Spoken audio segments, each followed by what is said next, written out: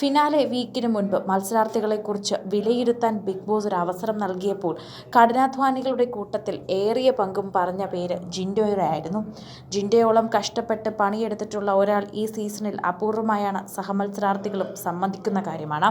മണ്ടൻ എന്ന് പലരും വിളിച്ച് പരിഹസിച്ചതിനെ തുടർന്ന് ഫൈനലിൽ ഹീറോ പരിവേഷത്തിലേക്ക് ജിൻഡോ വഴിവെട്ടിയെത്തി.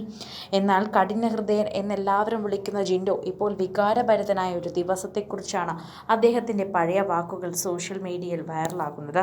അദ്ദേഹത്തിൻ്റെ ഭാര്യ വിട്ടു പോയപ്പോഴാണ് മുൻപ് അദ്ദേഹം വികാരഭരിതമായി കരഞ്ഞതെന്നും അദ്ദേഹം കരഞ്ഞ ഒരു ദിവസത്തെക്കുറിച്ച് ഓർക്കുന്നതും.